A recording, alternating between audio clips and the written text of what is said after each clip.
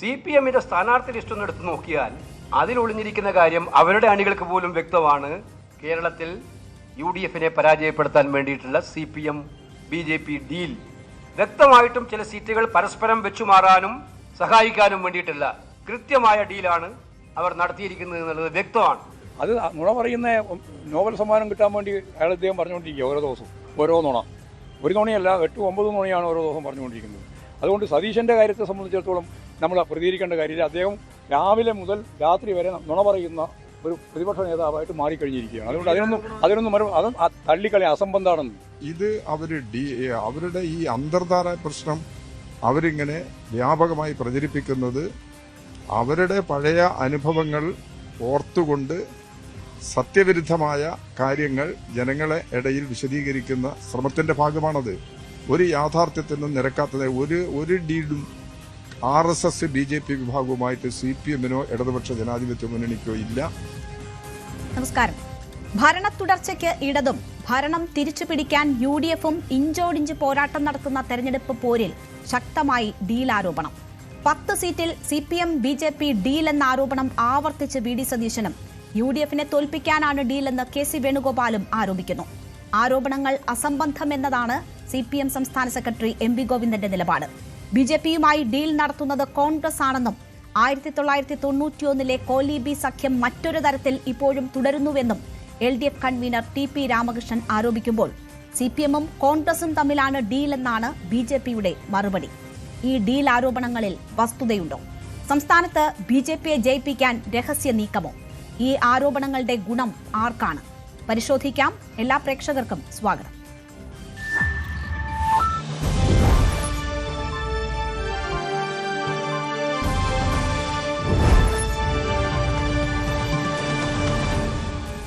ചർച്ചയിൽ എനിക്കൊപ്പം ശ്രീ ജയസ് അഖിൽ കോൺഗ്രസ് പ്രതിനിധി, ശ്രീ AK ഷാനിം CPM പ്രതിനിധി, അനുരാജ് വലതു നിരീക്ഷകൻ, ശ്രീ A സജീവൻ മാധ്യമപ്രവർത്തകൻ എന്നിവരാണ് ചേരുന്നത്.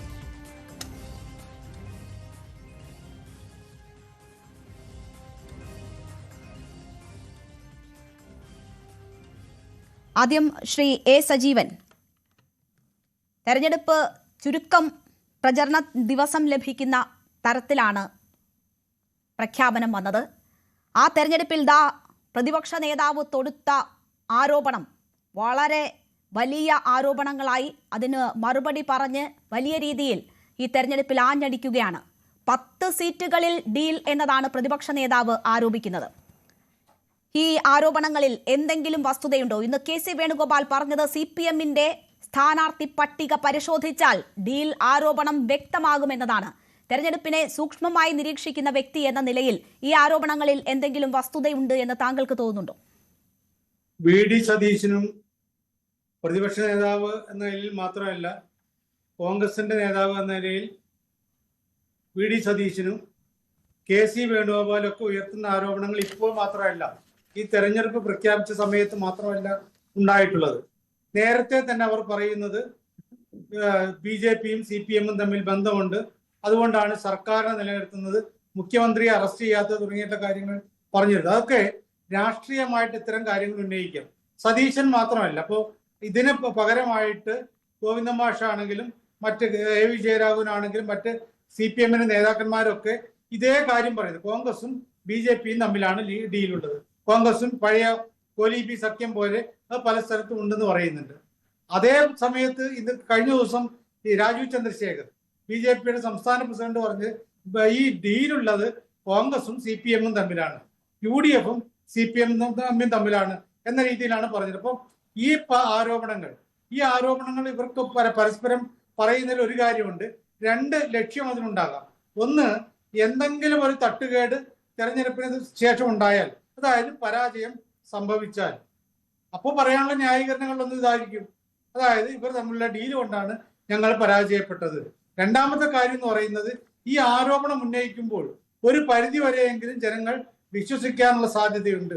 അത് വെച്ചുകൊണ്ട് അനുകൂലമായിട്ടുള്ള വോട്ട് നേടിയെടുക്കുക. ഇപ്പൊ സതീശൻ പറയുന്ന 10 സ്ഥലങ്ങളിലെ ഡീല് എന്ന് പറയുമ്പോൾ അത് കൃത്യമായിട്ടും അദ്ദേഹം മനസ്സിലാക്കിയെന്ന് വേണം മനസ്സിലാക്കാൻ. അപ്പൊ ഇന്ന സ്ഥലങ്ങളിൽ ഇതാ ഡീൽ എന്ന് പറയണം. നേരത്തെ KC വേണുഗോപാൽ പറഞ്ഞിട്ടുള്ളത് ഈ പറഞ്ഞ രൂപത്തിൽ സ്ഥാനാർത്ഥികളെ നിശ്ചയിച്ചതിന് കാര്യം അത് വ്യക്തമാക്കിക്കൊണ്ട് അദ്ദേഹം പറഞ്ഞൊരു കാര്യം, ഈ പാലക്കാട്ട് UDFന്റെ വോട്ട് ഭിന്നിപ്പിക്കാൻ പറ്റിയ ഒരു സ്ഥാനാർത്ഥിയെ അവിടെ LDF സ്ഥാനാർത്ഥി സ്വതന്ത്ര സ്ഥാനാർത്ഥിയായിട്ട് വെച്ചപ്പോൾ അത് BJP CPM അല്ല BJP LDF ഡീലാണ് എന്നാണ്. ഇത് എങ്ങനെയാണ്?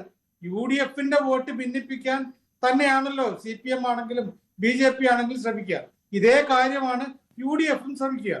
LDFന്റെ വോട്ടോ അല്ലെങ്കിൽ NDAയുടെ വോട്ടോ ഒക്കെ ഭിന്നിപ്പിക്കാൻ ഉള്ള എല്ലാ ശ്രമങ്ങളും നടത്തും.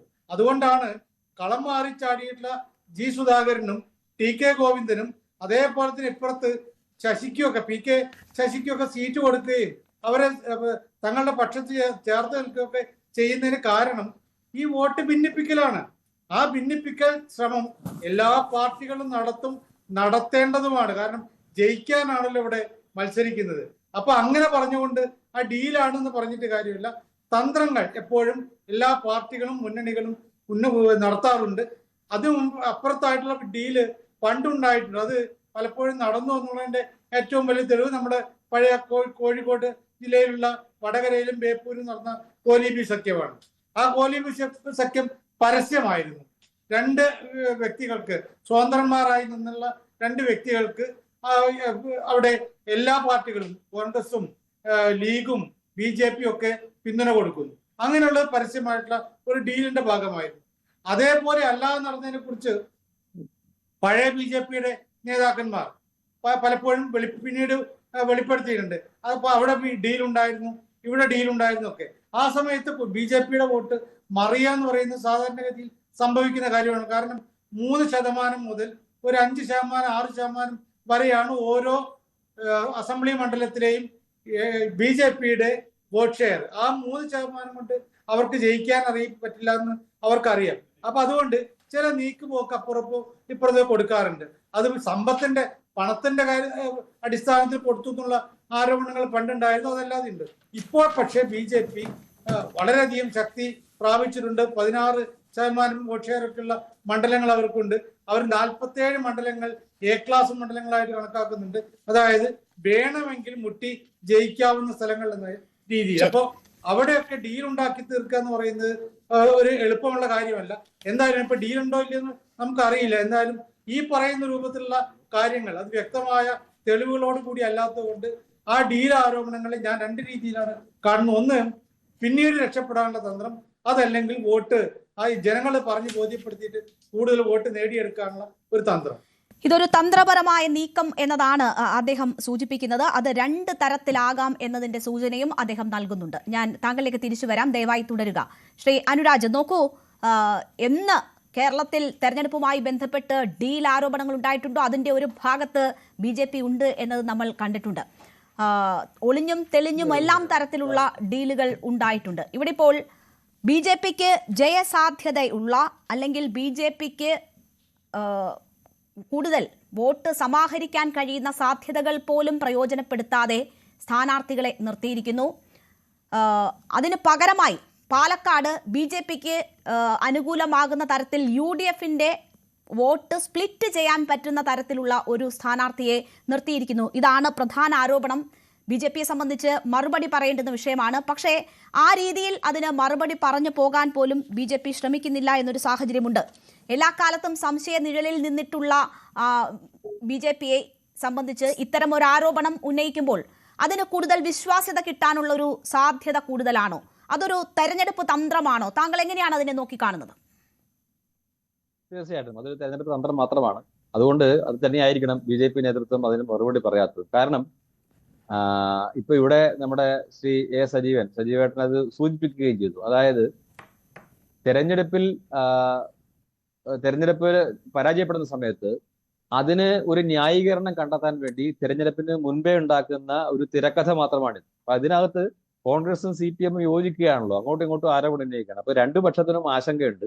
അപ്പൊ ആശങ്കയ്ക്ക് അടിസ്ഥാനമുണ്ട് തന്നെ. നമ്മൾ ആശങ്കയെ കുറച്ചു കാണേണ്ട കാര്യമില്ല. ആശങ്കയ്ക്കുള്ള അടിസ്ഥാനം എന്താണെന്ന് വെച്ചിട്ടുണ്ടെങ്കിൽ കേരള രാഷ്ട്രീയത്തിൽ വലിയ ഒരു മാറ്റം ഈ തെരഞ്ഞെടുപ്പിൽ നടക്കുകയാണ്. അത് തുറന്നു പറയാൻ സത്യത്തിൽ CPM-ഉം കോൺഗ്രസും LDF-ഉം UDF-ഉം മടിക്കുന്ന സാഹചര്യത്തിലാണ് ഇങ്ങനെ വളച്ചൊടിച്ചൊക്കെ പറയേണ്ടി വരുന്നത്. എന്താണെന്ന് വെച്ചിട്ടുണ്ടെങ്കിൽ മൂന്നാമതൊരു മുന്നണി യാഥാർത്ഥ്യമാകുകയാണ്. NDA എന്ന് പറയുന്ന ഒരു മുന്നണി ഇപ്പൊ UDF-നും LDF-നും സമാനമായ ഒരു മുന്നണി രൂപപ്പെടുകയാണ്. നമുക്ക് UDF-ഉം LDF-ഉം നോക്കിയാൽ നമുക്കൊരു കാര്യം മനസ്സിലാവും.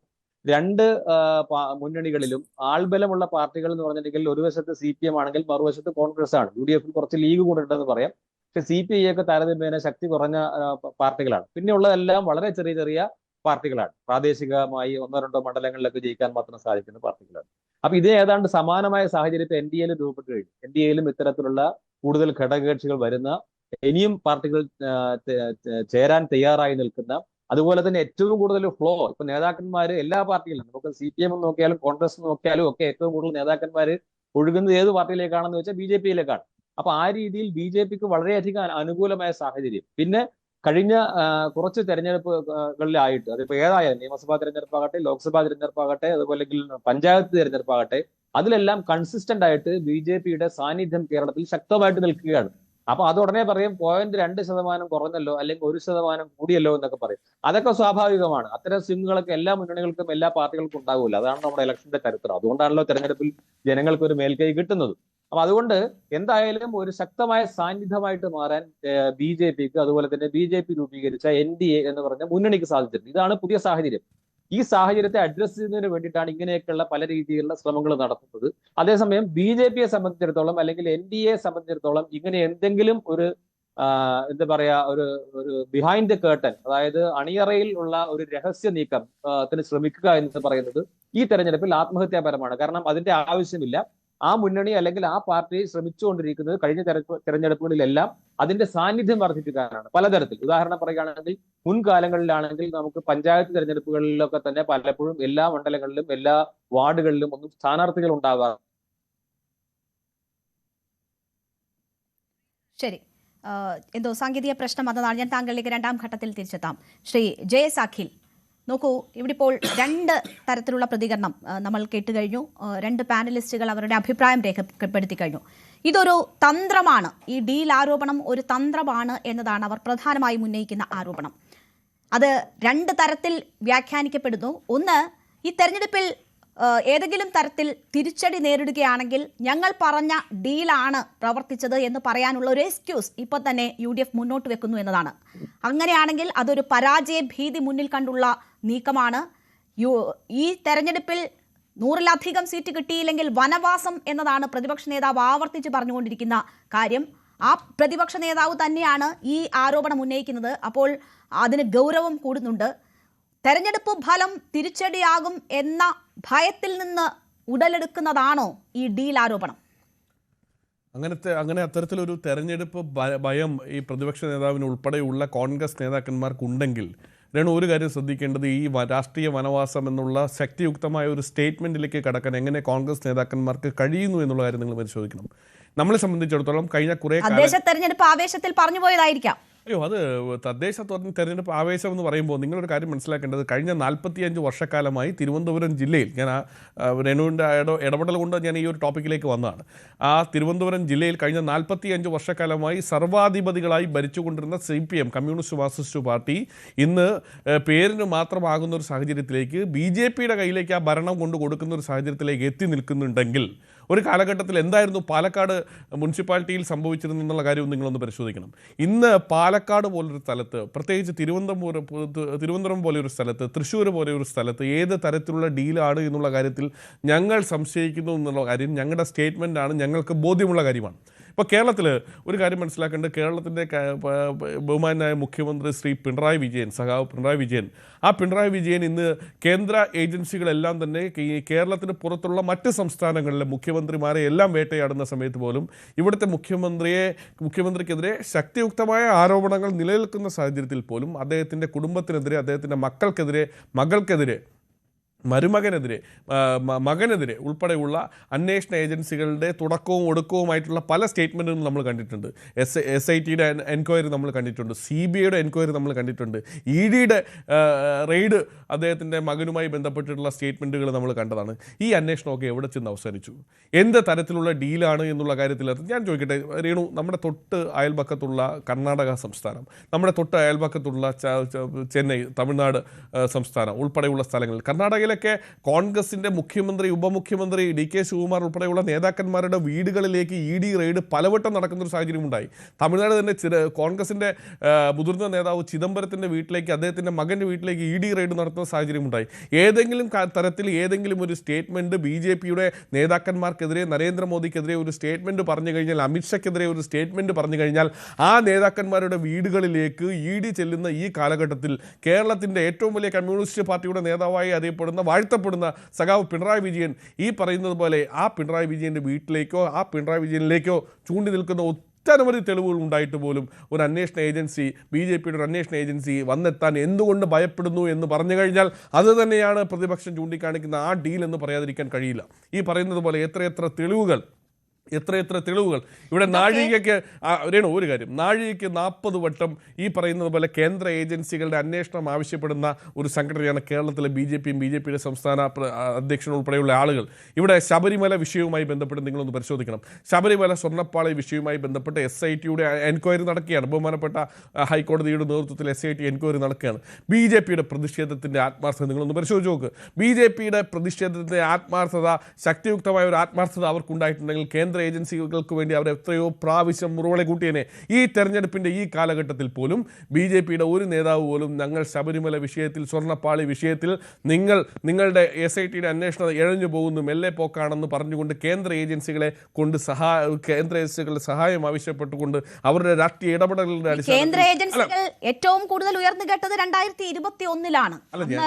ആ തെരഞ്ഞെടുപ്പ് ഫലം എന്തായിരുന്നു എന്നത് നമ്മൾ കണ്ടതാണല്ലോ. ഇവിടെ നോക്കൂ അഖിൽ, ഇപ്പോൾ KC വേണുഗോപാൽ പറയുന്നു CPMന്റെ പട്ടിക നോക്കിയാൽ ഈ ഡീൽ വ്യക്തമാകും എന്നതാണ് പറയുന്നത്. നമുക്കറിയാം തെരഞ്ഞെടുപ്പ് പ്രഖ്യാപനം കഴിഞ്ഞ് ഏതാണ്ട് 1 മണിക്കൂറിനുള്ളിൽ തന്നെ CPMന്റെ സ്ഥാനാർത്ഥികളെ പ്രഖ്യാപിച്ചതാണ്. ആരെങ്കിലും സ്ഥാനാർത്ഥികളെ നിർത്തുന്നത് കണ്ട് നോക്കി പ്രഖ്യാപിച്ചതല്ല. BJPയുടെ നോക്കുകയാണെങ്കിൽ നോക്കൂ, ഇന്ന് വർക്കലയിൽ CPMന്റെ ബ്ലോക്ക് മെമ്പറായിരുന്ന അഡ്വക്കേറ്റ് സ്മിത സുന്ദരേശനെ അവിടെ നിന്ന് അടർത്തിക്കൊണ്ടുവന്ന് അവിടെ സ്ഥാനാർത്ഥിയാക്കിക്കൊണ്ടാണ് അവരുടെ സ്ഥാനാർത്ഥി പട്ടിക പൂർണ്ണമാകുന്നത്. ആ നിലയിലാണ് സ്ഥാനാർത്ഥി പ്രഖ്യാപനം നടന്നത്. അപ്പോൾ ആരെങ്കിലുമായി ആലോചിച്ച് പ്രഖ്യാപിച്ചതാണ്, ഡീലാണ് എന്നൊക്കെ ആരോപിക്കുമ്പോൾ ജനങ്ങൾ ഇത് കേൾക്കുകയല്ലേ? നമ്മൾ ഇതിനകത്തൊരു കാര്യം മനസ്സിലാക്കേണ്ടത്, ഈ വർക്കലയിൽ ഇപ്പോൾ രേണു ഉദാഹരണം ചൂണ്ടിക്കാണിച്ചിട്ടുള്ളത് CPMന്റെ നേതാവിനെ കൊണ്ടുവന്ന് BJP സ്ഥാനാർത്ഥിയായി മത്സരിക്കുന്നു എന്ന് പറയുമ്പോൾ ആ BJPയുടെ സ്ഥാനാർത്ഥിയെ ഈ പറയുന്നത് പോലെ അവതരിപ്പിക്കാൻ വേണ്ടി CPM തന്നെ കൊടുത്ത സ്ഥാനാർത്ഥിയാണോ എന്ന് ഞങ്ങൾ സംശയിക്കുകയാണ്. നിങ്ങൾ മനസ്സിലാക്കേണ്ട, തിരുവനന്തപുരം ജില്ലയിൽ വ്യക്തമായിട്ടുള്ള ഡീൽ അല്ല വിമതരെ ഞാൻ ചോദിക്കട്ടെ, കമ്മ്യൂണിസ്റ്റ് മാർക്സിസ്റ്റ് പാർട്ടിയുടെ പ്രമുഖനായിട്ടുള്ള CPMന്റെ MLA, CPIയുടെ MLA ആയിട്ടുള്ള, ഇടതുപക്ഷത്തിന്റെ MLA ആയിട്ടുള്ള ആള് നേരെ പോയി BJPയുടെ സ്ഥാനാർത്ഥിയാകാൻ, അദ്ദേഹം രാജിവെക്കാൻ പോലും മറന്നുപോയി നേരെ പോയി BJPയുടെ സ്ഥാനാർത്ഥിയാകാൻ പോയപ്പോൾ നിങ്ങൾക്കൊരു പ്രശ്നമില്ല. ഞങ്ങളെ സംബന്ധിച്ച് CPM യഥാർത്ഥ കമ്മ്യൂണിസ്റ്റുകാരായിട്ടുള്ള ആളുകളായിട്ടുള്ള G സുധാകരൻ ഉൾപ്പെടെയുള്ള മുതിർന്ന തലയെടുപ്പുള്ള നേതാക്കന്മാർ അവരുടെ അസ്വാരസ്യം, അവർ യഥാർത്ഥ കമ്മ്യൂണിസത്തിന് വേണ്ടി വാദിക്കുമ്പോൾ അവരെ പിന്തുണയ്ക്കുക എന്നുള്ളത് UDF എടുത്തിട്ടുള്ള സ്റ്റാൻഡിന്റെ അടിസ്ഥാനത്തിലാണ്, ഞങ്ങളുടെ വിസ്മയങ്ങളുടെ അടിസ്ഥാനത്തിലാണ്, ഞങ്ങളെടുത്ത തീരുമാനങ്ങളുടെ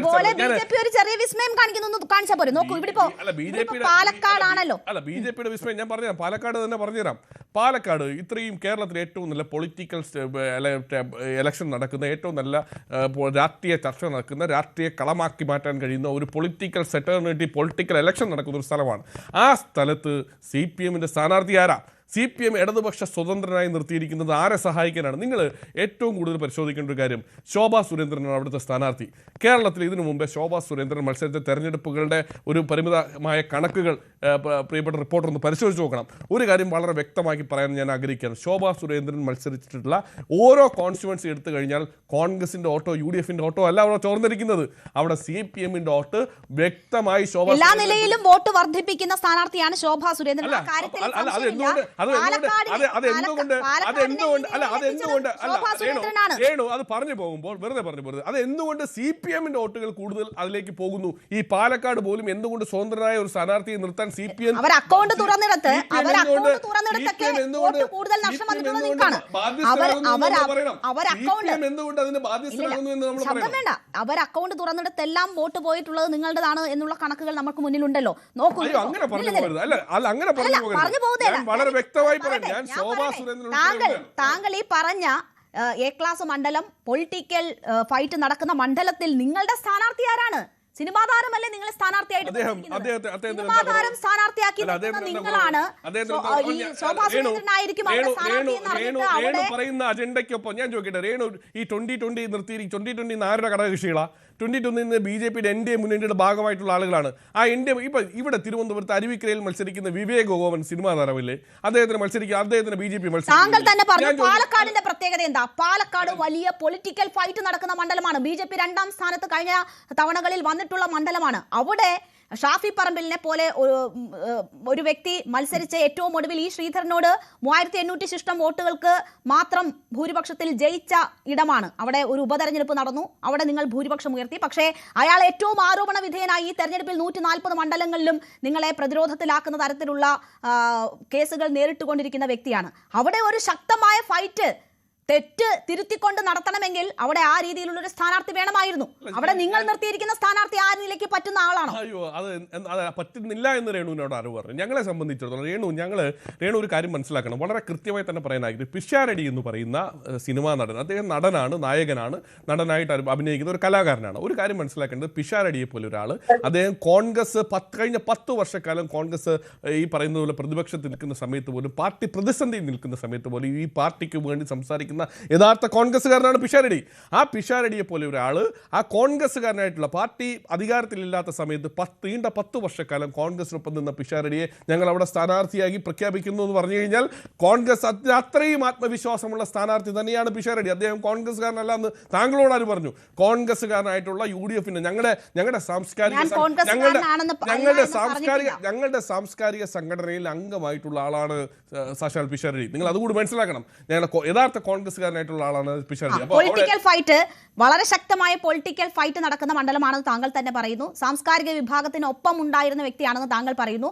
അതുതന്നെയാണ് എന്റെ ചോദ്യവും. അങ്ങനെ ഒരു വ്യക്തിയായിരുന്നു അവിടെ വേണ്ടിയിരുന്നത് എന്നത്. തീർച്ചയായിട്ടും കോൺഗ്രസ്, അയാൾ അവിടെ ജനിച്ചു വളർന്ന് അയാളുടെ നാട്ടുകാരനായിട്ടുള്ള, കോൺഗ്രസിന് വേണ്ടി അഭിപ്രായം പറയുന്ന, കോൺഗ്രസിന് വേണ്ടി നിലപാട് പറയുന്ന ഒരു കലാകാരൻ എന്നുള്ള നിലയിൽ ഏറ്റവും നന്നായി പൊളിറ്റിക്കൽ ഫൈറ്റ് നടത്താൻ കഴിയുന്ന ആൾ അദ്ദേഹമാണെന്നുള്ള ഉത്തമ ബോധ്യം ഞങ്ങൾക്കുള്ള. അവിടെ തെരഞ്ഞെടുപ്പിൻ്റെ റിസൾട്ട് വരുമ്പോഴത്തേക്ക് 4-ാം തീയതി രേണു ഒന്ന് പരിശോധിച്ച് നോക്കും, മൃഗീയ ഭൂരിപക്ഷത്തിൽ അവിടെ നിന്ന് ഈ പറയുന്നത് പോലെ പിഷാരടി MLA ആയിരിക്കും എന്നുള്ള കാര്യത്തിൽ ഈ അവസരത്തിൽ ഞാൻ വെല്ലുവിളിച്ച് തന്നെ പറയാൻ ആഗ്രഹിക്കുകയാണ്. കാരണം അത്രമാത്രം ആ പ്രദേശത്ത് കോൺഗ്രസിനെ പ്രതിസന്ധിയിൽ, കോൺഗ്രസ് പ്രതിപക്ഷത്തിൽ കോൺഗ്രസ് പ്രതിസന്ധിയിലൂടെ കടന്നു പോകുന്ന ആ കാലഘട്ടത്തിൽ ഞങ്ങൾക്ക് വേണ്ടി ശബ്ദമുയർത്തിയ, ആത്മാർത്ഥമായി കരങ്ങൾ ഉയർത്തിയ ഒരു കലാകാരനാണ് അദ്ദേഹം. അദ്ദേഹത്തിനെ പരിഗണിച്ചത് കോൺഗ്രസിന്റെ നിലപാടിന്റെ തന്നെ. NN കൃഷ്ണദാസിനെ പോലെ, CP പ്രമോദിനെ പോലെയുള്ളവരെ മത്സരിപ്പിച്ച് 3ാം സ്ഥാനത്തായ CPM-ന് മറ്റൊരു പരീക്ഷണം നടത്താനുള്ള സാധ്യത തേടാമല്ലോ. പാലക്കാടിനെ സംബന്ധിച്ച് 2 തവണകളിൽ അവരുടെ പരീക്ഷണം പരാജയപ്പെട്ടു. ആ ഘട്ടത്തിൽ അവർ മറ്റൊരു പരീക്ഷണത്തിന് മുതലെടുക്കുമ്പോൾ അതൊരു ഡീലാണ് എന്ന് സംസ്ഥാനത്തുടനീളം ചർച്ചയാക്കുന്ന തരത്തിൽ അതിനെ വഴിതിരിച്ചു വിടേണ്ട കാര്യമില്ലല്ലോ. അങ്ങനെ ഒരു അജണ്ട സെറ്റ് ചെയ്യേണ്ട കാര്യമില്ലല്ലോ. താങ്കളിലേക്ക് വരാം. താങ്കൾ പറഞ്ഞു കഴിഞ്ഞു. ഞാൻ ഇനി താങ്കളിലേക്ക് വരാം. CPM പ്രതിനിധി കൂടി നമുക്കൊപ്പം ചേരുന്നുണ്ടല്ലോ. ശ്രീ AK ഷാനിബ്, പാലക്കാടിനെ ഏറ്റവും നന്നായി ഈ പാനലിൽ മനസ്സിലാക്കിയിട്ടുള്ള വ്യക്തിയാണ് താങ്കൾ. പാലക്കാട് CPM-നെ സംബന്ധിച്ച് അവർ 3ാം സ്ഥാനത്തുള്ള ഇടമാണ്. പക്ഷെ നോക്കൂ, ഇവിടെ ഇപ്പോൾ വളരെ ഗുരുതരമായ ആരോപണമാണ് CPM നേരിട്ടുകൊണ്ടിരിക്കുന്നത്. കഴിഞ്ഞ 2 ദിവസമായി പ്രതിപക്ഷ നേതാവ് ആ ആരോപണം ഉന്നയിക്കുന്നു. ഇന്ന് കൂടുതൽ നേതാക്കൾ അതുമായി ബന്ധപ്പെട്ട് അഭിപ്രായം പറയുന്നു. KC വേണുഗോപാൽ പറയുന്നു, സ്ഥാനാർത്ഥി പട്ടിക കണ്ടാൽ ഇതെവിടെയൊക്കെയാണ് ഡീലെന്ന് സാധാരണക്കാരന് വരെ മനസ്സിലാകുമെന്ന്. പ്രതിപക്ഷ നേതാവ് പറയുന്നത് 10 മണ്ഡലങ്ങളിൽ ഈ രീതിയിലുള്ള ഡീൽ ഉണ്ട് എന്നതാണ്. അതിന്റെ ഏറ്റവും ആദ്യത്തെ ഉദാഹരണം അവർ പുറത്തുവിട്ടിരിക്കുന്നത് പാലക്കാടാണ്. UDF വോട്ട് സ്പ്ലിറ്റ് ചെയ്യാനുള്ള സ്ഥാനാർത്ഥിയാണ് നിങ്ങൾ നിർത്തിയിരിക്കുന്ന NMR എന്നാണ് പറയുന്നത്. അപ്പോൾ അങ്ങനെ ഒരു ഫൈറ്റ് നടക്കുന്ന, BJP ജയിക്കാൻ സാധ്യതയുള്ള ഇടത്ത് എന്തുകൊണ്ട് അങ്ങനെ ഒരു സ്ഥാനാർത്ഥി വരുന്നു എന്നൊരു സംശയം ആർക്കെങ്കിലും തോന്നിയാൽ കുറ്റം പറയാൻ പറ്റുമോ? എന്തൊരു വിഡ്ഢിത്തമാണ് ഇവർ പറയുന്നത് എന്ന് ഞാൻ ആലോചിക്കുകയാണ്. കാരണം ഇപ്പോ ഞാൻ കുറച്ച് വൈകിട്ടാണ് ഈ ചർച്ചയിലേക്ക് വന്നത്. ഇവിടെ ഇടതുപക്ഷത്തിന്റെ തൃത്താല LDF കൺവെൻഷനായിരുന്നു. ആ കൺവെൻഷനിൽ പങ്കെടുത്ത ആയിരക്കണക്കിന് ആളുകളുടെ ആത്മവിശ്വാസത്തിന്റെ ആ ഒരു ആത്മവിശ്വാസം പകർന്നു കിട്ടിയിട്ട് കൂടിയാണ് ഞാൻ ഈ ചർച്ചയിലിരിക്കുന്നത്. ഇപ്പോ എനിക്ക് തോന്നുന്നു JS അഖിലാണ് അപ്പുറത്ത് കോൺഗ്രസിന് പിന്നെ ഭാഗം പറയാൻ വേണ്ടി ഇരിക്കുന്നത്. പാലക്കാട് ഒരു ഡീലുണ്ട്. ആ ഡീൽ എന്ന് പറയുന്നത് ജനങ്ങളും അവിടുത്തെ LDF-ഉം തമ്മിലുള്ള ഡീലാണ്. ആ ഡീൽ എന്ന് പറയുന്നത് ഇന്ന് ബഹുമാന്യനായ പാലക്കാടിന്റെ സ്ഥാനാർത്ഥി, ഇടതുപക്ഷ സ്ഥാനാർത്ഥി, അദ്ദേഹം പറഞ്ഞൊരു വളരെ കൃത്യമായിട്ടുള്ള ഒരു സ്റ്റേറ്റ്മെന്റ് ഉണ്ട്. ഞാൻ സത്യത്തിൽ അദ്ദേഹത്തെ എനിക്ക് പരിചയമുണ്ടെങ്കിലും അദ്ദേഹം ഇങ്ങനെ ഒരു പൊളിറ്റിക്കൽ സ്റ്റേറ്റ്മെന്റ് പറയും എന്ന് പ്രതീക്ഷിച്ച ഒരാളല്ല. അദ്ദേഹം പറയാണ്, ഞാനൊരു പാലക്കാട്ടുകാരനാണ്, പാലക്കാട്ടുകാരെ പറ്റിച്ചിട്ട് ഞാനൊരു ഡീൽ ഉണ്ടാക്കുന്ന ആളല്ല എന്ന് പറയുന്ന ഒരു സ്റ്റേറ്റ്മെന്റ് നിങ്ങൾ എല്ലാവരും കേൾക്കും. അവിടെ മത്സരിക്കുന്നത് പാലക്കാടിന്റെ വികസനത്തിന് വേണ്ടിയും പാലക്കാടിന്റെ മുന്നേറ്റത്തിനും വേണ്ടിയാണ്. ഇവരെന്താണ് പറയുന്നത്? ഒരു മുസ്ലിം സ്ഥാനാർത്ഥി നിർത്തിയതാണോ നിങ്ങളുടെ പ്രശ്നം? എന്തൊരു രാഷ്ട്രീയ ധാർമ്മികതക്ക് നിരക്കാത്ത ഒരു ആരോപണമാണ്, ആക്ഷേപമാണ് ഇവർ പറയുന്നത്.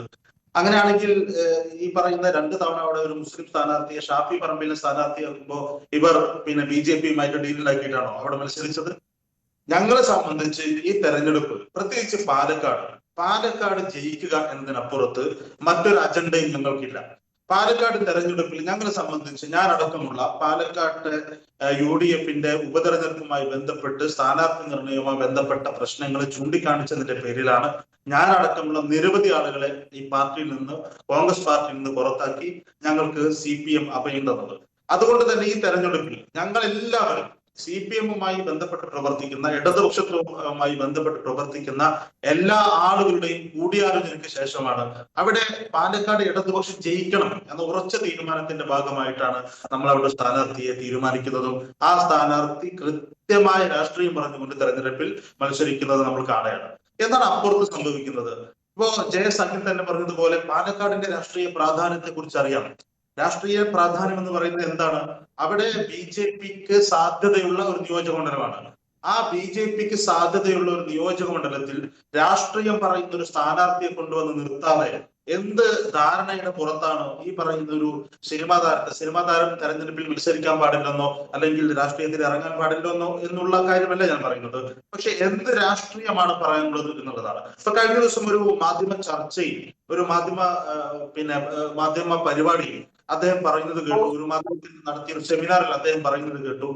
അദ്ദേഹം നരേന്ദ്രമോദിയെ പോലും അംഗീകരിക്കുന്ന നിലയിലുള്ള പ്രസ്താവന നടത്തുന്ന ഒരാളാണ് ഈ പറയുന്ന UDF-ന്റെ സ്ഥാനാർത്ഥിയെ കടന്നു വന്നിരിക്കുന്നത്. അവിടെ ഈ പറയുന്നത് പോലെ ഉണ്ണി മുകുന്ദന്റെ ഒരു പോസ്റ്റിന് താഴെ, നരേന്ദ്രമോദിയുമായി ചേർന്ന് നിൽക്കുന്ന ഒരു പോസ്റ്റിന് താഴെ അദ്ദേഹത്തെ അഭിനന്ദിച്ചുകൊണ്ട് കമന്റ് ഇട്ട ഒരാളാണ്. നിങ്ങൾ എന്ത് രാഷ്ട്രീയമാണ് പാലക്കാട് പറയാൻ പോകുന്നത്? ഞങ്ങൾ പറയുന്ന രാഷ്ട്രീയം കൃത്യമായി, ഞാനൊരു പാലക്കാട്ടുകാരനാണ്, പാലക്കാട്ടുകാരെ വഞ്ചിച്ച ഒരു നിലപാട് ഞാൻ എടുക്കില്ല എന്ന് പറയാൻ ആർജവം ഒരു സ്ഥാനാർത്ഥി, ഇടതുപക്ഷത്തിന്റെ സ്ഥാനാർത്ഥിയായി ഞങ്ങൾ നിർത്തിയിരിക്കുന്നത് പാലക്കാട് ജയിക്കാൻ വേണ്ടിയിട്ടാണ്. പിന്നെ ഇവിടെ ഡീലുണ്ട് എന്ന ആക്ഷേപം ആരാണ് ആദ്യം പറഞ്ഞത്? ഇവിടെ UDF-ഉം BJP-യും തമ്മിൽ ഡീൽ ഉണ്ടാക്കിയിട്ടുണ്ട് എന്ന് കഴിഞ്ഞ ദിവസം വരെ യൂത്ത് കോൺഗ്രസിന്റെ സംസ്ഥാന വൈസ് പ്രസിഡന്റ് ആയിരുന്ന, അതിനുശേഷം DCC ജനറൽ സെക്രട്ടറിയും KPCC മെമ്പറും ഒക്കെ ആയിട്ടുള്ള JS അഖിലിന്റെ നാട്ടുകാരൻ കൂടിയായിട്ടുള്ള നുസൂർ എന്ന് പറയുന്ന യൂത്ത് കോൺഗ്രസിന്റെ ഷാഫി പറമ്പിൽ പ്രസിഡന്റ് ആയിരിക്കുമ്പോൾ ആ കമ്മിറ്റിയുടെ വൈസ് പ്രസിഡന്റ് ആയിരുന്ന ആളാണ് പത്രസമ്മേളനം നടത്തി പറയുകയാണ് BJP-യും കോൺഗ്രസും തമ്മിൽ കൈ കോർത്തിരിക്കുന്നു. ഇന്ന് വാർത്താ സമ്മേളനം നടത്തി അത് ആവർത്തിക്കുകയും ചെയ്തു.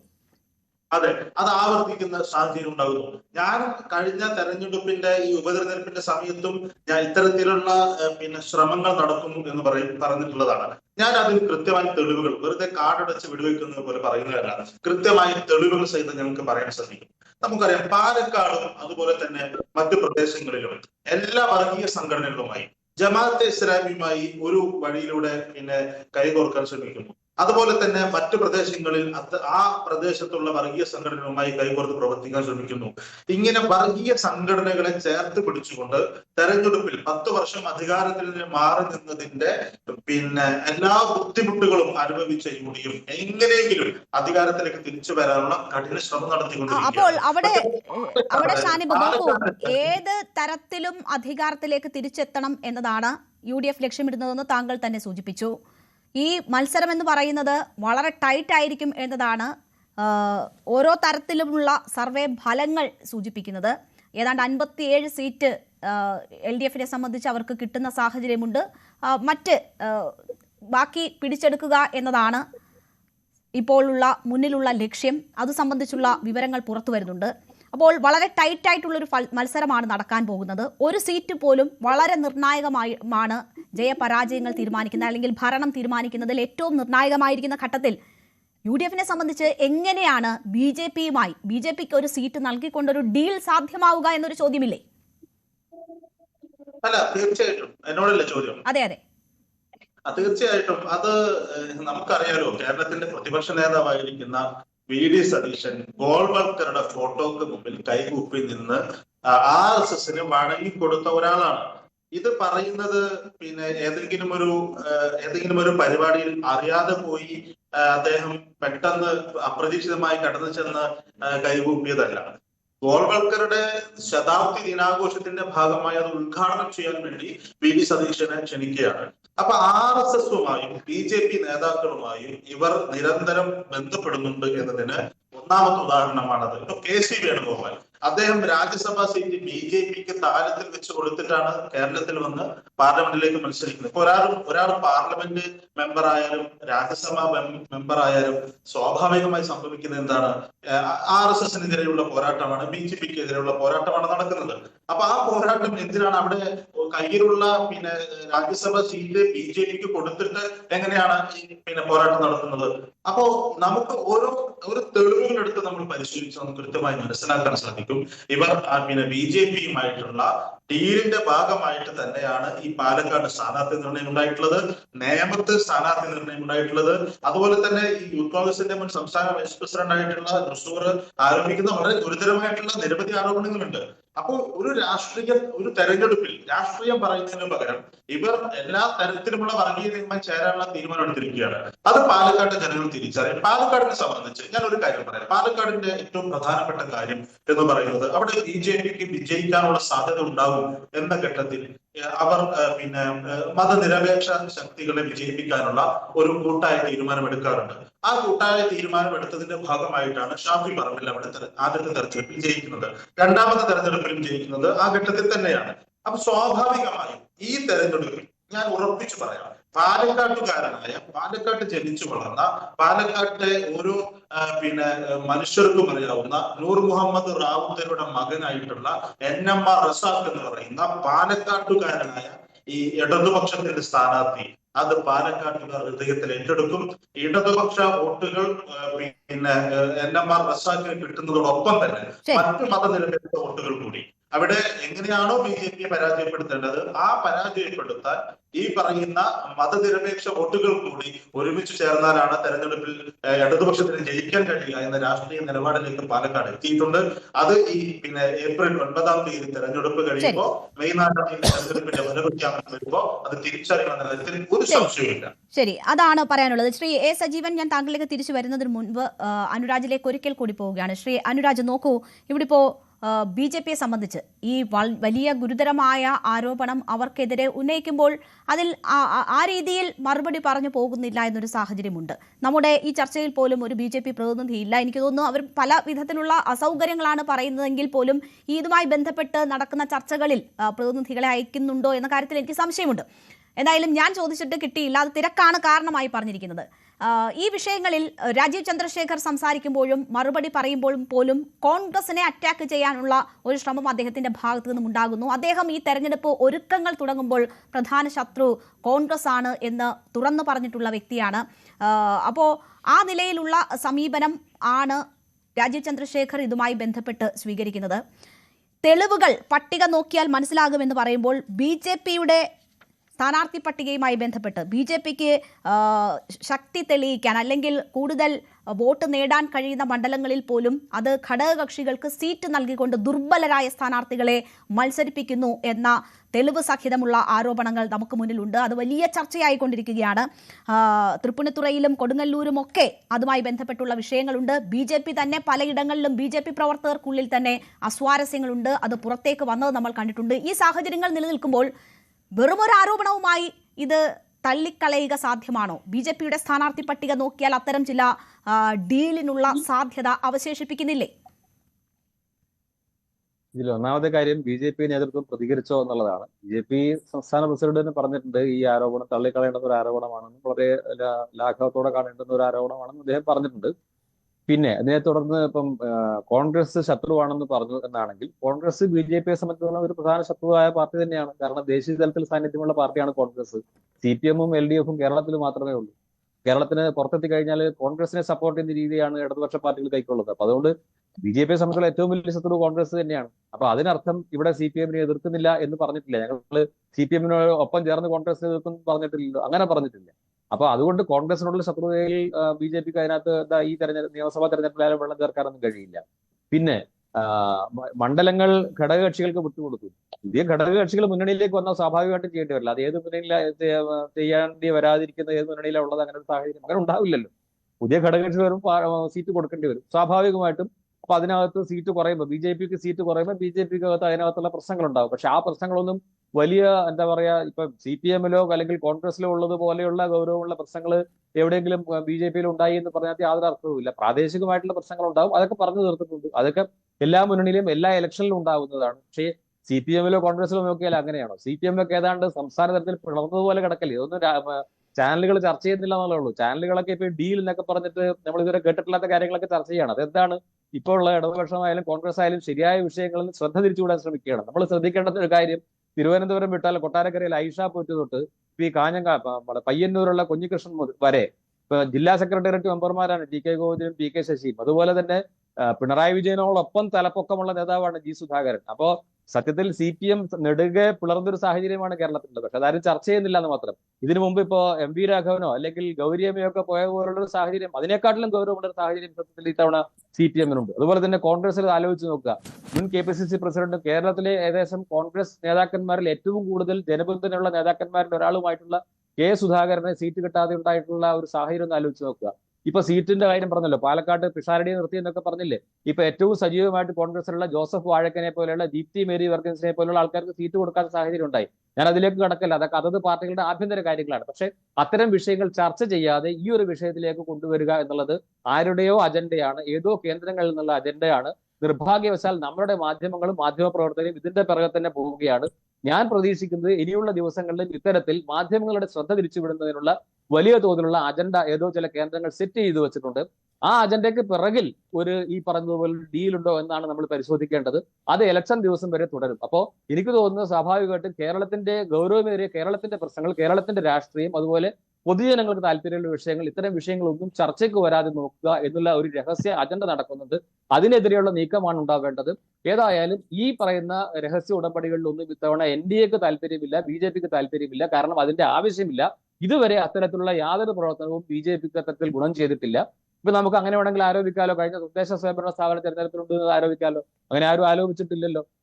തിരുവനന്തപുരം കോർപ്പറേഷൻ വിജയിച്ചില്ലേ, എത്ര പഞ്ചായത്തുകൾ വിജയിച്ചു, മുനിസിപ്പാലിറ്റികൾ വിജയിച്ചല്ലോ. അപ്പൊ അങ്ങനെ ആ രീതിയിൽ ക്രമമായി വളർന്നുകൊണ്ടിരിക്കുന്ന ഒരു സാഹചര്യമാണ് NDAയെ സംബന്ധിച്ചിടത്തോളം അല്ലെങ്കിൽ BJPയെ സംബന്ധിച്ചിടത്തോളം ഉള്ളത്. അതുകൊണ്ട് ഇത്തരത്തിലുള്ള ഒരു ചിന്തയ്ക്കും ഒരു പ്രസക്തിയുമില്ല. അതുകൊണ്ട് ഇത്തരം ആരോപണങ്ങൾക്ക് മറുപടി പറഞ്ഞ് സമയം കളയാൻ പോലും BJP നേതാക്കൾ ശ്രമിക്കരുത് എന്നാണ് എന്റെയും കൂടെ അഭിപ്രായം. അതേസമയം ആ സമയം കൂടെ അവർ സജീവമായി ഇപ്പോൾ ചെയ്യുന്ന രീതിയിൽ ഗ്രൗണ്ടിൽ പ്രവർത്തിച്ചുകൊണ്ട് സ്ഥാനാർത്ഥികളും അതുപോലെ തന്നെ മറ്റ് നേതാക്കന്മാർ സ്ഥാനാർത്ഥികൾക്ക് വേണ്ടിയും രാഷ്ട്രീയം പറഞ്ഞുമൊക്കെ പ്രവർത്തിക്കുന്ന ഇപ്പോഴുള്ള ശൈലി മുന്നോട്ട് കൊണ്ടുപോവുകയാണ് വേണ്ടത്. അതിന് വലിയ തോതിലുള്ള ഏകോപനം സംസ്ഥാന തലത്തിൽ നടന്നുകൊണ്ടാണ് ഇത്തരം പ്രവർത്തനങ്ങൾ നടക്കുന്നത്. അത് NDAയിലെ ഘടകകക്ഷികളുമായി കൂടി കഴിഞ്ഞ ദിവസങ്ങളിൽ നടക്കുകയാണ്. അപ്പോൾ ഇനിയിപ്പോൾ ഒരുമിച്ച് എല്ലാ ഘടകകക്ഷികളും ചേർന്നുകൊണ്ട് ഇത്തരം ആശയങ്ങൾ മുന്നോട്ട് വെച്ചുകൊണ്ട് വികസിത കേരളം പോലുള്ള ആശയങ്ങൾ മുന്നോട്ട് വെച്ചുകൊണ്ടുള്ള പ്രവർത്തനമാണ് NDAയുടെ ഭാഗത്ത് നിന്നുണ്ടാകുക. അത് ആ രീതിയിൽ തന്നെ മുന്നോട്ട് പോകണം. ഇത്തരത്തിലുള്ള ശ്രദ്ധ തിരിക്കലുകൾ NDAയെ ബാധിക്കരുത്, അത് ബാധിക്കില്ല എന്ന വിശ്വാസമാണ് എനിക്കുള്ളത്. അതുകൊണ്ട് തന്നെ ഈ പറഞ്ഞ മണ്ഡലങ്ങളൊക്കെ ജയിക്കും എന്ന് പറയുന്നത് തീർച്ചയായിട്ടും ജയിക്കും. അതിനനുസരിച്ചിട്ടുള്ള അതിന് വിപരീതമായിട്ടുള്ള ഒരു സാഹചര്യവുമില്ല. പാലക്കാട് ശോഭാ സുരേന്ദ്രനോളം വരുന്ന ഒരു സ്ഥാനാർത്ഥി വേറെയില്ല എന്നുള്ളത് NDAയെ സംബന്ധിച്ചിടത്തോളം BJPയെ സംബന്ധിച്ചിടത്തോളം വളരെ അനുകൂലമായ സാഹചര്യമാണ്. അവിടെ പാർട്ടിയുടെ അല്ലെങ്കിൽ മുന്നണിയുടെ വോട്ട് വർദ്ധിച്ചു വരികയാണ്. ശോഭാ സുരേന്ദ്രൻ തന്നെ അവിടെ മത്സരിച്ചിട്ട് വോട്ട് വലിയ രീതിയിൽ വർദ്ധിപ്പിച്ച ഒരു സ്ഥാനാർത്ഥിയാണ്. അവർ വീണ്ടും അവരുടെ സ്വന്തം തട്ടകത്തിലേക്ക് തിരിച്ചു വരികയും വളരെ സജീവമായി വളരെ ആത്മവിശ്വാസത്തോടുകൂടി പ്രവർത്തിക്കുകയും മുന്നോട്ട് പോവുകയും ചെയ്യുകയാണ്. അത് തീർച്ചയായിട്ടും ഈ തെരഞ്ഞെടുപ്പ്, ഈ പറഞ്ഞതുപോലെ ഇവിടെ പലരും പറഞ്ഞു തെരഞ്ഞെടുപ്പ് കഴിഞ്ഞ കൗണ്ടിങ് വരുമ്പോൾ അറിയാം എന്ന് പറഞ്ഞതുപോലെ ഈ കൗണ്ടിങ് എന്ന് പറയുന്നത് കേരള രാഷ്ട്രീയത്തിന് വളരെയധികം ഒരു ദിശാമാറ്റം സൃഷ്ടിക്കാൻ പോകുന്ന കേരള രാഷ്ട്രീയത്തിനെ പുതിയ രീതിയിൽ നിർവചിക്കപ്പെടുന്ന ഒരു തെരഞ്ഞെടുപ്പായിരിക്കും. 3 മുന്നണികൾ എന്നത് കേരളത്തിൽ യാഥാർത്ഥ്യമാകും. അതിൽ വളർച്ച നേടുന്ന മുന്നണിയായിട്ട് NDA രേഖപ്പെടുത്തപ്പെടും. അപ്പോൾ BJPയിലേക്കുള്ള ഒഴുക്ക് ഈ തെരഞ്ഞെടുപ്പോടുകൂടി വർദ്ധിക്കുകയല്ല, തെരഞ്ഞെടുപ്പിന് ശേഷം അതിനെക്കാട്ടിലും വർദ്ധിക്കുന്ന സാഹചര്യമായിരിക്കും കേരള രാഷ്ട്രീയത്തിൽ നമുക്ക് കാണാൻ സാധിക്കുക. അതിന് ആ ഒരു സാഹചര്യത്തിൽ തിരിച്ചറിഞ്ഞിട്ടുള്ള വേവലാതിയാണ് പലപ്പോഴും ഈ ഡീൽ എന്ന് പറയുന്ന കാര്യത്തിൽ BJP അല്ലെങ്കിൽ NDA ഉൾപ്പെടുത്തിക്കൊണ്ടുള്ള ചർച്ച. മറ്റു രാഷ്ട്രീയ പാർട്ടികൾക്കിടയിൽ അങ്ങനെ വല്ല അണ്ടർസ്റ്റാൻഡിംഗ് ഉണ്ടോ എന്ന് പറയേണ്ടത് അതത് രാഷ്ട്രീയ പാർട്ടികളാണ്. അക്കാര്യത്തിൽ NDAക്ക് താല്പര്യമുണ്ട് എന്ന് ഞാൻ വിചാരിക്കുന്നില്ല. കാരണം എവിടെയെങ്കിലും NDA ജയിക്കുന്ന സാഹചര്യം ഉണ്ടായാൽ സ്വാഭാവികമായിട്ടും, ഇത് രഹസ്യമായിട്ടൊന്നുമല്ല, പരസ്യമായിട്ട് പറഞ്ഞുകൊണ്ട് തന്നെ UDFും LDFും ഒരുമിച്ച് വോട്ട് ചെയ്യാറുണ്ട്. അപ്പൊ അതുകൊണ്ട് അവർ ഒരുമിച്ച് നിന്നാൽ അവരെ പരാജയപ്പെടുത്തുക എന്ന രാഷ്ട്രീയത്തെയാണ് ഒരു ദീർഘകാല അടിസ്ഥാനത്തിൽ NDA അല്ലെങ്കിൽ BJP മുന്നോട്ട് കാണുന്നത്. അത്തരത്തിലുള്ള പ്രവർത്തനമാണ് നടത്തി വരുന്നത്. ആ രീതിയിൽ ഞാൻ പറയുന്നത് ഒരിക്കലും തോൽപ്പിക്കാൻ പറ്റാത്ത ഉത്തരേന്ത്യൻ സംസ്ഥാനങ്ങളിൽ പലതിലും സാധിക്കുന്നത് പോലെ, അല്ലെങ്കിൽ കേന്ദ്ര സർക്കാരിൽ സംഭവിക്കുന്ന പോലെ തുടർച്ചയായി BJPക്ക് അല്ലെങ്കിൽ NDAക്ക് വിജയിക്കാൻ സാധിക്കുന്ന ഒരു സാഹചര്യം കേരളത്തിൽ കെട്ടിപ്പടുക്കുക എന്നുള്ളതിനുള്ള പ്രാഥമിക തലത്തിലുള്ള പ്രവർത്തനങ്ങൾ കഴിഞ്ഞിട്ടാണ് തെരഞ്ഞെടുപ്പിലേക്ക് BJP അല്ലെങ്കിൽ അതിനെ വികസിപ്പിച്ചിട്ടുള്ള NDA എന്ന മുന്നണി മുന്നോട്ട് പോകുന്നത്. ശരി, ഈ കോൺഗ്രസ് മുക്ത ഭാരതം നമ്മൾ 2014 മുതൽ കേൾക്കുന്നതാണ്. പക്ഷേ അതിനും എത്രയോ മുൻപാണ് വിചാരധാരയിൽ ആഭ്യന്തര ശത്രുക്കളുടെ കൂട്ടത്തിൽ കമ്മ്യൂണിസ്റ്റുകൾ ഇടം പിടിച്ചത്. ആ കമ്മ്യൂണിസ്റ്റുകളോട് മൃദു സമീപനം BJP സംസ്ഥാന അധ്യക്ഷന് തോന്നുന്നു കോൺഗ്രസ് മുഖ്യ ശത്രുവായി നിൽക്കുന്നു എന്ന കാര്യമാണ് താങ്കൾ ചൂണ്ടിക്കാട്ടിയത്. മറ്റൊന്ന്, ഈ ചെങ്ങന്നൂർ ഞാൻ പറഞ്ഞിട്ടില്ല, മൃദുസമീപനം ഇല്ലെന്നാണ് ഞാൻ പറഞ്ഞത്. കമ്മ്യൂണിസ്റ്റുകളോട് മൃദു സമീപനമില്ല, കോൺഗ്രസുകളോടും ഇല്ല. കോൺഗ്രസ് ദേശീയ തലത്തിൽ BJPയുമായിട്ട് എതിർക്കുന്ന പാർട്ടിയാണ്. കേരളത്തിൽ ഞാനും സൂചിപ്പിച്ചത് അത് തന്നെ. കോൺഗ്രസിനേക്കാൾ മുൻപ് ആഭ്യന്തര ശത്രുക്കൾ എന്ന് പറഞ്ഞവരോട് ഇപ്പോൾ കോൺഗ്രസിനോട് വാക്കുകളിൽ, BJP സംസ്ഥാന അധ്യക്ഷന്റെ വാക്കുകളിൽ കോൺഗ്രസിനെ ആക്രമിക്കുമ്പോൾ അദ്ദേഹം ഒരു മയപ്പെടുത്തൽ അല്ലെങ്കിൽ ഈ കാര്യങ്ങളിൽ മറുപടി പറയുമ്പോഴും CPMനെ ആ നിലയിൽ കാണുന്നില്ല, ആ നിലയിൽ അദ്ദേഹത്തിന്റെ പ്രതികരണം ഉണ്ടാകുന്നില്ല എന്നതാണ് ഞാൻ സൂചിപ്പിച്ചത്. ഞാൻ അതാണ് ശരി. ഈ ചെങ്ങന്നൂർ എന്ന മണ്ഡലം 2021 23.6% വോട്ട് BJPക്കുള്ള മണ്ഡലമാണ്. അവിടെ ഇപ്പോൾ ഗോപകുമാറിനെ സ്ഥാനാർത്ഥിയാക്കുമ്പോൾ വലിയ വിമർശനം അതിനെതിരെയുണ്ട്. 23% വോട്ട് എന്ന് പറയുന്നത് ഒരു മണ്ഡലത്തെ സംബന്ധിച്ച് വളരെ നിർണായകമാണ്. അങ്ങനെ വോട്ട് നേടിയ ഇടങ്ങളിൽ മികച്ച സ്ഥാനാർത്ഥികളെ നിർത്തിക്കൊണ്ടാണ് BJP A ക്ലാസ് മണ്ഡലങ്ങൾ ഉണ്ടാക്കിയെടുത്തിട്ടുള്ളത്. അങ്ങനെയുള്ള ഒരു A ക്ലാസ് മണ്ഡലം ഘടകകക്ഷിക്ക് കൊടുത്തിരിക്കുകയാണ്. അവിടെ BJPക്കാർ തന്നെ ആരോപണം ഉന്നയിക്കുന്നുണ്ട്. കൊടുങ്ങല്ലൂർ, അവിടെ 19% വോട്ടുള്ള ഇടമാണ്. 2020ക്കാണ് സീറ്റ് കൊടുത്തിരിക്കുന്നത്. വർഗീസ് ജോർജ് ആണ് മത്സരിക്കുന്നത്. നേരത്തെ നമ്മൾ തൃപ്പൂണിത്തുറയുടെ കാര്യം സൂചിപ്പിച്ചിരുന്നു, അത് 2020ക്കാണ് കൊടുത്തിരിക്കുന്നത്. അവിടെയും ഈ രീതിയിൽ വലിയ വോട്ടുണ്ടായിരുന്നതാണ്. തദ്ദേശ തെരഞ്ഞെടുപ്പിൽ BJPക്ക് മുൻതൂക്കം ഉണ്ടായിരുന്ന ഇടമാണ്. അവിടെ BJPക്കുള്ളിൽ തന്നെ വലിയ അസ്വാരസ്യം സൃഷ്ടിച്ചിരിക്കുന്ന സാഹചര്യം. ശ്രീ A സജീവൻ, എനിക്ക് മനസ്സിലായില്ല ആരാ സംസാരിക്കാൻ ശ്രമിക്കുന്നതെന്ന്. അല്ല, ഞാൻ പറയാം, എന്നോടാണ് ചോദ്യം, ഞാൻ മറുപടി പറയാം. ചോദ്യമല്ല, ഞാൻ സൂചിപ്പിച്ചു എന്നേ ഉള്ളൂ. താങ്കൾ പറഞ്ഞതിൽ ഞാൻ സൂചിപ്പിച്ചു എന്നേ ഉള്ളൂ. BJPക്ക് അതിനകത്ത് അല്ല എങ്കിൽ അതിന്റെ തുടക്കത്തിൽ രേണുക പറഞ്ഞതിൽ തന്നെ ഒരു കാര്യമുണ്ട്. കാരണം A ക്ലാസ് മണ്ഡലങ്ങൾ എന്ന് പറഞ്ഞല്ലോ. ഈ A ക്ലാസ് മണ്ഡലം ഉണ്ടാക്കിയെടുത്ത ആരാ? BJPയുടെ A ക്ലാസ് മണ്ഡലങ്ങൾ അങ്ങനെ ഉണ്ടാക്കിയെടുത്ത് ഈ സ്ഥലങ്ങളിൽ ഇപ്പോൾ അത് ആ സീറ്റ് ഘടകകക്ഷികൾക്ക് കൊടുത്തിരിക്കുന്നു എന്നാണ് ഞാൻ സൂചിപ്പിച്ചത്. അല്ല, എനിക്ക് മറ്റു ഗസ്റ്റുകളിലേക്ക് കൂടി പോകണം. ഇനി ഒരു ഘട്ടത്തിൽ വരുമ്പോൾ ഇതിന് മറുപടി പറഞ്ഞോളൂ. അല്ല, ഒറ്റ പോയിന്റ് ഞാൻ പറയുന്നത്, അങ്ങനെ മണ്ഡലങ്ങൾ ഉണ്ടാക്കിയെടുത്ത BJPയുടെ നേതൃത്വത്തിനാണല്ലോ ആ മണ്ഡലങ്ങളെ കുറിച്ച് ഏറ്റവും കൂടുതൽ പരിഗണന ഉണ്ടാവുക. അപ്പൊ സ്വാഭാവികമായിട്ടും പുറത്തുനിന്നുള്ള ഉപദേശങ്ങളും നിർദ്ദേശങ്ങളും സതുദ്ദേശപരമായിട്ടുള്ള അഭിപ്രായങ്ങളൊക്കെ ഉൾക്കൊള്ളേണ്ടതാണ്. പക്ഷേ എങ്ങനെ അതിനെ കൈകാര്യം ചെയ്യണമെന്നുള്ള ആലോചന നടത്തിയിട്ട് തന്നെയാണ് ഇത്തരം കാര്യങ്ങൾ നടത്തുന്നത്.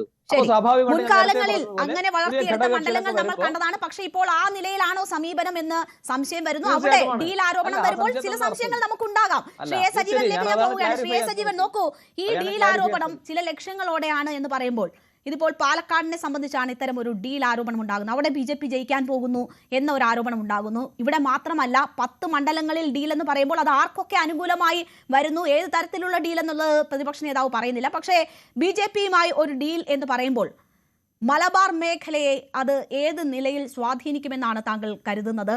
വലിയ രീതിയിലുള്ള ഒരു വോട്ട് കൺസോളിഡേഷൻ ഉണ്ടാകാൻ, ന്യൂനപക്ഷ വിഭാഗങ്ങളുടെ വോട്ട് കൺസോളിഡേഷൻ ഉണ്ടാകാനുള്ളൊരു സാധ്യത അത് സൃഷ്ടിക്കുമോ? ആ ലക്ഷ്യമിട്ടുകൊണ്ട് തന്നെയാണോ പ്രതിപക്ഷ നേതാവ് ഈ ആരോപണം ഉന്നയിക്കുന്നത്? ഇന്ന് KC വേണുഗോപാൽ ഉൾപ്പെടെ മറ്റ് അവരുടെ പ്രമുഖ നേതാക്കൾ ഈ ആരോപണത്തിൽ സ്റ്റിക്ക് ഓൺ ചെയ്യുന്നത്. ഈ തെരഞ്ഞെടുപ്പ് പ്രധാന വിഷയമായി തന്നെ ഇത് മാറുകയാണോ ആ നിലയിൽ? തങ്ങളുടെ ചോദ്യത്തിലേക്ക് വരാതിന് മുമ്പേ അനുരാജ് പറഞ്ഞൊരു കാര്യത്തിനോട് വിയോജിച്ചുകൊണ്ട് തുടങ്ങാം. അദ്ദേഹം പറഞ്ഞത് ഈ ഡീൽ ആരോപണങ്ങൾ ഉന്നയിക്കുന്നത് അത് ഏതോ ഒരു കേന്ദ്രങ്ങളിൽ നിന്നും വളരെ ബോധപൂർവം ഉണ്ടാക്കുന്നതാണ്. അതിന് ആ മാധ്യമങ്ങൾ വശംവദരാകുന്നു, അതിന് പിന്നാലെ പോകുന്നുണ്ട്. ഈ ഡീൽ ആരോപണം ഉന്നയിച്ചിട്ടുള്ളത് ഒന്ന് LDF ആണ്, അല്ലെങ്കിൽ CPM ആണ്, അല്ലെങ്കിൽ കോൺഗ്രസ് ആണ്. മൂന്നാമത്തേത് BJP ആണ്. ഇവിടെ KC വേണുഗോപാൽ ഈ പ്രശ്നം ആദ്യം എടുത്തിട്ട് VD സതീശൻ എടുത്തിട്ടു. KC വേണുഗോപാൽ പറഞ്ഞത് പ്രത്യേകിച്ച് പാലക്കാടിന്റെ കാര്യം പറഞ്ഞുകൊണ്ട് ഡീൽ പ്രശ്നം വളരെ ശക്തമായി പറഞ്ഞു.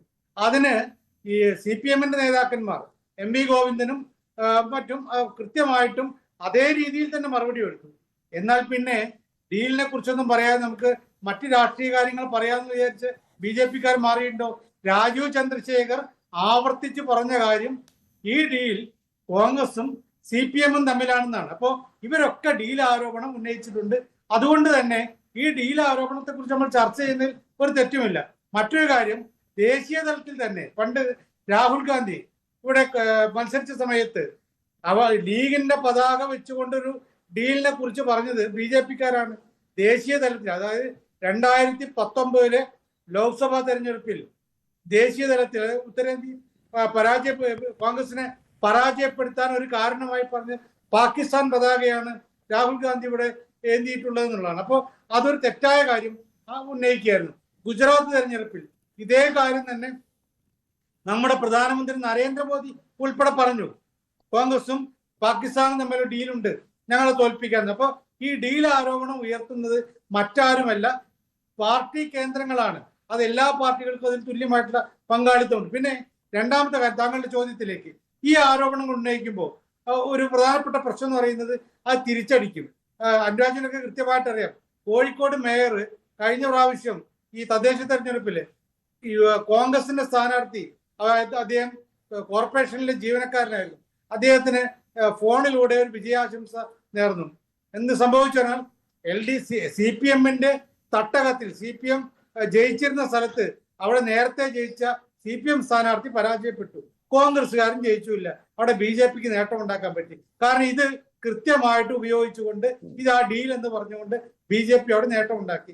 ഇങ്ങനെ നേട്ടം ഉണ്ടാക്കൽ കളികളാണ്. ഇപ്പൊ അവിടെ തന്നെ വേറെ കാര്യം പറയാം. പാലക്കാട് രമേഷ് പിഷാരടി സ്ഥാനാർത്ഥിയായ പ്രഖ്യാപിക്കപ്പെട്ട സമയം ആദ്യം പറഞ്ഞ കാര്യം, മമ്മൂക്കയുടെ പിന്തുണ എനിക്കുണ്ട്, അദ്ദേഹം എനിക്ക് വേണ്ടി പ്രചരണം നടത്താൻ വരുമെന്ന് പറയും. മമ്മൂട്ടിയെ കുറിച്ചാണ് പറയുന്നത്. മമ്മൂട്ടി രാഷ്ട്രീയക്കാരനൊന്നുമല്ല, പക്ഷെ മമ്മൂട്ടി CPM-ന്റെ മാധ്യമ സ്ഥാപനത്തിന്റെ തലപ്പത്തിരിക്കുന്ന ആളാണ്. അങ്ങനെയുള്ള ഒരാള് രമേഷ് പിഷാരടിക്ക് പിന്തുണ പ്രഖ്യാപിക്കുന്നു എന്ന് പറഞ്ഞാൽ തന്നെ അത് ഒരു കൺഫ്യൂഷൻ ഉണ്ടാക്കും. വീഡിയോ കോൾ വിളിച്ചു. അതെ, രണ്ടാമത് പറയുന്നതാണ്.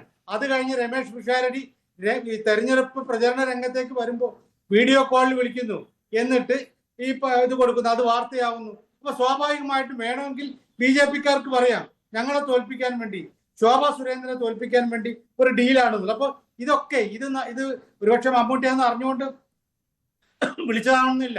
ഇത്തരത്തിലുള്ള കാര്യങ്ങളൊക്കെ നടക്കുന്നത് വ്യക്തിപരമായ കാര്യങ്ങളാവാം, അല്ലാതെയാവാം. വേറൊരു കാര്യമുള്ളത്, താങ്കൾ ചോദിച്ച ചോദ്യം, ഇത് ഉണ്ടാക്കുന്ന ഒരു ചലനം BJP-യും CPM-ഉം തമ്മിൽ ബാന്ധവത്തിലാണ് എന്ന് പറയുമ്പോൾ അത് സത്യത്തിൽ ഞെട്ടൽ ഉളവാക്കേണ്ടത് ഇവിടുത്തെ ന്യൂനപക്ഷങ്ങൾക്കാണ്. ന്യൂനപക്ഷങ്ങൾ ഏറ്റവും ശക്തമായിട്ടുള്ള മലബാർ പ്രദേശത്ത് ആ വോട്ട് തങ്ങൾക്ക് അനുകൂലമാക്കി മാറ്റാനുള്ള എല്ലാ തന്ത്രത്തിന്റെയും ഭാഗമാണ്. 2019 തെരഞ്ഞെടുപ്പിലാണ്, ലോക്സഭാ തെരഞ്ഞെടുപ്പിലാണെങ്കിലും 2024 ലോക്സഭാ തെരഞ്ഞെടുപ്പിലാണെങ്കിലും ഒക്കെ നമ്മളെ കണ്ട കാര്യം അതാണ്. പക്ഷെ ഇതിന്റെ കൂടെ എന്താ സംഭവിച്ചാൽ ഇതിന്റെ ഒരു വേറെ രീതിയിലേക്ക് ഒരു ചലനം ഉണ്ടാകും. അത് BJP-ക്ക് നേട്ടമുണ്ടാകുന്ന ഒരവസ്ഥയിലേക്ക് കാര്യങ്ങൾ പോകും. പിന്നെ ഈ ഡീലിനെ കുറിച്ച് പറയുകയാണെങ്കിൽ, ഇപ്പൊ നേരത്തെ ഇവിടെ അഖിൽ പറഞ്ഞൊരു സംഭവം ഉണ്ടല്ലോ, എന്താണ് LDF വോട്ടുകളൊക്കെ BJP-യിലേക്ക് പോകുന്നു. ശോഭാ സുരേന്ദ്രൻ മത്സരിക്കുമ്പോൾ ആ വോട്ടുകളൊക്കെ LDF-ന്റെതാണ് കിട്ടിയത്. അപ്പൊ അങ്ങനെയാണെങ്കിൽ ഈ തൃശ്ശൂർ ലോക്സഭാ മണ്ഡലത്തിലെ കാര്യമോ, അവിടെ വോട്ടുകൾ പോയത് കൃത്യമാണല്ലോ. LDF-ന് വോട്ട് കൂടി, സുനിലിന് വോട്ട് കൂടി, പക്ഷേ കോൺഗ്രസിന്റെ വോട്ട് കുറഞ്ഞതിന് അത്രയും വോട്ടാണ് സുരേഷ് ഗോപി കിട്ടിയുള്ളത്. അതിനെന്ത് പറയും? ഞാൻ ആ ഡീലാണെന്നും വിചാരിക്കുന്നില്ല. അത് ആ വോട്ട് മറിച്ചിലൊക്കെ ഒരു കാര്യമുണ്ട്, നമുക്ക് എല്ലാവർക്കും അറിയാം. രാഷ്ട്രീയ താല്പര്യങ്ങളില്ലാത്ത 10% വോട്ടർമാർ കേരളത്തിലെ എല്ലാ മണ്ഡലത്തിലും ഉണ്ട്. ആ ആളുകളാണ് വിജയപരാജയം നിശ്ചയിക്കുന്നത്. അപ്പോൾ സ്വാഭാവികമായിട്ടും അത് അങ്ങനെ വരും. അതിനനുസരിച്ച് ഈ വോട്ട് മാന്തിയെടുക്കാനോ അല്ലെങ്കിൽ തോറ്റാൽ ഒരു ന്യായീകരണം കണ്ടെത്താനോ നടത്തുന്ന തന്ത്രം മാത്രമാണ് ഈ ഡീല്. അത് മറ്റൊരു കേന്ദ്രത്തിനല്ല. ജയസഖിൽ നോക്കൂ, ഇത്തരം തന്ത്രങ്ങൾ പയറ്റുമ്പോൾ അത് ആർക്കാണ് ഗുണം ചെയ്യുക എന്നത് അദ്ദേഹം ഉദാഹരണ സഹിതം വിശദീകരിച്ചു. അങ്ങനെയാണെങ്കിൽ BJP-ക്ക് സഹായകമാകുന്ന സ്റ്റാൻഡാണ് നിങ്ങൾ എടുക്കുന്നതെന്ന് വരും ദിവസങ്ങളിൽ ജനങ്ങൾ വിലയിരുത്തില്ലേ? അല്ല, നിങ്ങൾ ഒരു കാര്യം മനസ്സിലാക്കേണ്ടത് ഈ പറയുന്നത് പോലെ നമ്മൾ ഈ കോൺഗ്രസിൻ്റെ ഉത്തരവാദിത്തപ്പെട്ട നേതാക്കന്മാർ ഇത്തരത്തിലൊരു ആരോപണം ഉന്നയിച്ച് അത് പൊതുസമൂഹത്തിന് മുന്നിൽ ചർച്ചയാക്കാനായിട്ട് തയ്യാറാകുമ്പോൾ തന്നെ അത് വെറുതെ ഒരു തെരഞ്ഞെടുപ്പിന് മുന്നോടിയായി കണ്ടുകൊണ്ടിട്ടുള്ള അജണ്ട സെറ്റ് ചെയ്തിട്ടുള്ള ഒരു തീരുമാനമാണ് എന്ന് പറഞ്ഞൊതുക്കാൻ ശ്രമിക്കുന്നത് ശരിയല്ല എന്നുള്ളതാണ്. നിങ്ങൾ ഇപ്പോൾ ഈ സ്ഥാപനം സ്ഥിതി ചെയ്യുന്ന നമ്മുടെ ന്യൂസ് 18 സ്റ്റുഡിയോ സ്ഥിതി ചെയ്യുന്ന സ്ഥലം എന്ന് പറയുന്നത് കഴക്കൂട്ടം നിയമസഭാ മണ്ഡലമാണ്. ഈ കഴക്കൂട്ടം നിയമസഭാ മണ്ഡലത്തിൽ തന്നെ കഴിഞ്ഞ തെരഞ്ഞെടുപ്പിന് ലോക്കൽ ബോഡി തെരഞ്ഞെടുപ്പിൻ്റെ സമയത്ത് കടകംപള്ളി സുരേന്ദ്രനെതിരെ ഉയർന്നു വന്ന ഒരു ആരോപണമുണ്ട്. എന്തായിരുന്നു അത്? ഈ BJP CPM ഡീലിന് നേതൃത്വം കൊടുക്കുന്ന ആളാണ് കടകംപള്ളി സുരേന്ദ്രൻ എന്ന്. ആരാ അത് പറഞ്ഞത്? നിങ്ങൾ ഉൾപ്പെടെയുള്ള മാധ്യമ ആളുകൾ ചെന്ന് നേരിട്ട് ബൈറ്റ് എടുത്ത ഒരു സ്ത്രീയുണ്ട്. അത് വേറെ ആരുമല്ല, CPMൻ്റെ ലോക്കൽ കമ്മിറ്റി അംഗവും മുൻ പഞ്ചായത്ത് പ്രസിഡന്റുമായിരുന്ന ആനി അശോകൻ്റെ അടുത്ത്. എന്തായിരുന്നു അവർ പറഞ്ഞത്? ഈ പ്രദേശത്തെ കഴക്കൂട്ടം നിയോജക മണ്ഡലത്തിലെ BJPയുടെ വളർച്ചയ്ക്ക് മുഖ്യ പങ്ക് വഹിക്കുന്ന ആൾ കടകംപള്ളി സുരേന്ദ്രൻ MLA ആണ് എന്ന് പറഞ്ഞത് CPM നേതാവാണ്, വനിതാ നേതാവാണ്. അത് കഴിഞ്ഞ് നിങ്ങൾ മനസ്സിലാക്കേണ്ടത് തിരുവനന്തപുരം ജില്ലയിലെ ഏറ്റവും പ്രധാനപ്പെട്ട ഇടതുപക്ഷ ജനാധിപത്യ മുന്നണിയുടെ മാധ്യമ സ്ഥാപനമായിട്ടുള്ള ദേശാഭിമാനിയുടെ ബ്യൂറോ ചീഫായിട്ടുള്ള ആൾ ശ്രീകണ്ഠൻ എന്ന പേരുള്ള വ്യക്തിത്വം, അദ്ദേഹം അടുത്ത സ്റ്റേറ്റ്മെൻറ്റ് മാധ്യമങ്ങൾക്ക് മുന്നിൽ വെച്ചതെന്താ? ഇതേ ഡീല് BJP CPM ഡീല് ഉണ്ട് എന്നും അതിന് നേതൃത്വം കൊടുക്കുന്ന പ്രധാനപ്പെട്ട നേതാവാണ് കടകംപള്ളി സുരേന്ദ്രൻ എന്നും പറയുന്ന ഒരു സാഹചര്യമുണ്ടായി. ആരാ പറഞ്ഞത്? ദേശാഭിമാനിയുടെ ബ്യൂറോ ചീഫാണ്. അവരുടെ ഇടതുപക്ഷ ജനാധിപത്യ മുന്നണിയുടെ പഞ്ചായത്ത് പ്രസിഡന്റായിരുന്ന ആള്. ഞാൻ പറഞ്ഞു വന്നത് പറഞ്ഞത് നിങ്ങൾക്കൊപ്പമുള്ള ആളല്ലേ? നുസൂറിനെ സംബന്ധിച്ചിടത്തോളം നുസൂർ ഈ പാർട്ടിയിൽ